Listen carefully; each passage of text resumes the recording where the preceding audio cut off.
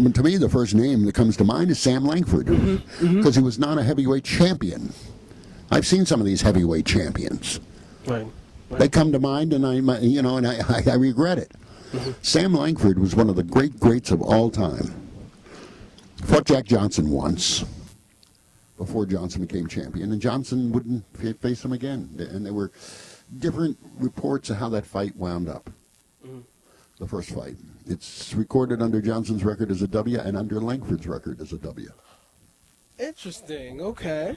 And that was a day and age back in, say, 19-odd. That there weren't Associated Press people at ringside, so it was whatever manager got to the telegraph office first to file a report of who won a fight. Well, just as Jack Johnson had chased Tommy Burns around the world to get a shot at him in Australia. Finally, yeah. Nobody knows that Sam Langford chased Johnson around the world for a shot. Almost had one in England and kept chasing him. And when he finally cornered Johnson, Johnson's answer, drawing the color line, was, Sam, nobody wants to watch two black men fight for the heavyweight championship. In effect, I'm the only black who's won it, and I'm going to stay the only black who's won it. And he was, up to Joe Louis. That's right. So there was a pride in Johnson, and also he turned down Langford, who fought for almost 30 years. And the greatest puncher, Oh, say ever, right? He could call a round better than Ali. One time he comes out for a round in England, I don't know if it's second or third, and he touches gloves, and the opponent says, what are you touching gloves for? This isn't the last round. He said, for you it is. Another time, before the bell, he looks down in his opponent's corner, and one of his seconds is cutting up oranges. And he hollers over, what are those for? What are those for? Give my man some orange between rounds. There ain't going to be another round. Bam. Wow. Yes. Another time he's waving at the other corner while they're circling around, and his opponent says, what are you doing that for? He says, it's the last time I'll get a chance to say hello to him. And then he knocked the other guy out.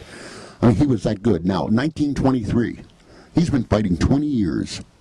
He's blind in one eye. And he goes to plead with Jack Dempsey's manager, Doc Kearns, for a shot at Dempsey. Now,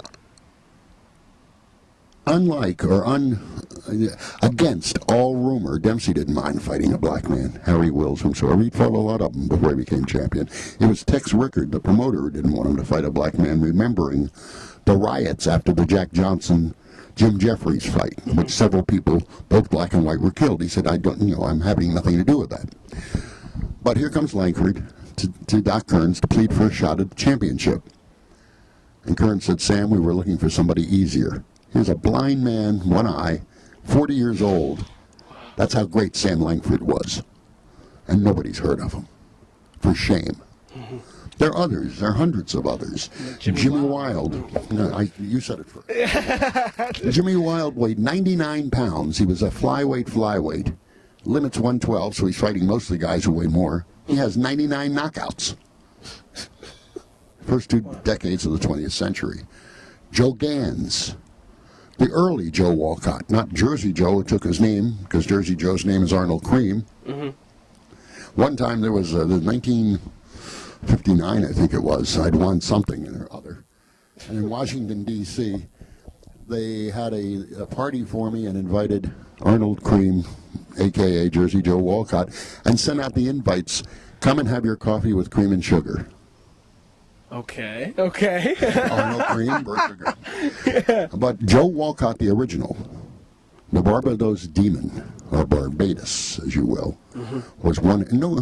These people today, see, this is the problem with kids today. They don't know there was a history. Yeah. And it's like I told my son, you wouldn't know you were getting a divorce unless it ran on ESPN. They don't know what happened before ESPN. Right. And they don't want to know. That's the thing. They don't want to learn. I just don't understand. I mean, these great fight baseball by anybody. To me, sports is the most exciting and historically exciting field there is. I mean, politics happens once every 4 years. Sports happens every day. But it happened before 1978 and ESPN went on the air. Absolutely.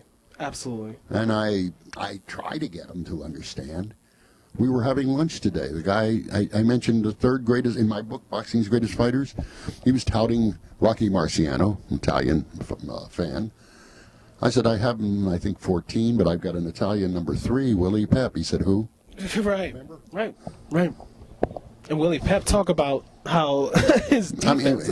Great. I mean, he once was in a fight with a fighter named Jackie Graves, who was a knockout puncher out of Minneapolis, left-handed.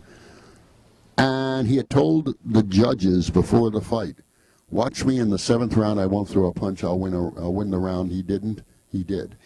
Yep. He spun him, he faked, he feinted, he deked, he did everything. Never threw a punch and won the round on all 3 cards. Mm-hmm.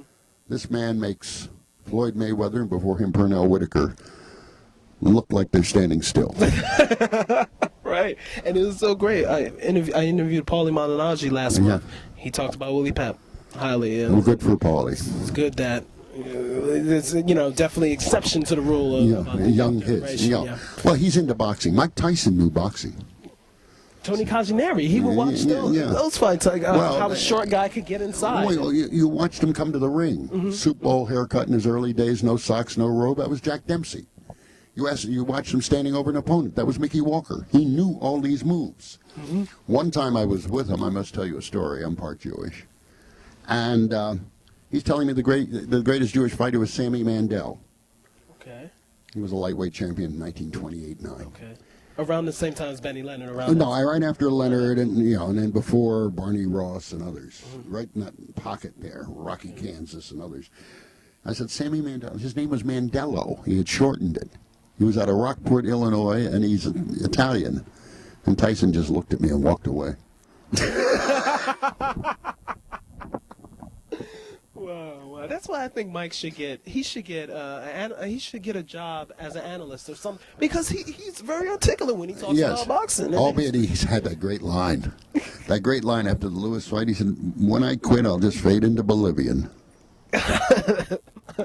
But Mike Tyson, of all the things he is, or we think he is, so many so that he could get a group discount from the American Psychiatric Association. He is a nice person, and he's smart. I didn't say intelligent. He's smart. Mm-hmm. And does he know boxing? Remember how many fight films he watched while Jimmy Jacobs and Bill Caton had him? He'd just sit there and watch. That's right. Mike Tyson deserves, I think, to be an announcer. Mm-hmm. That is for sure. And the question is, would he show up?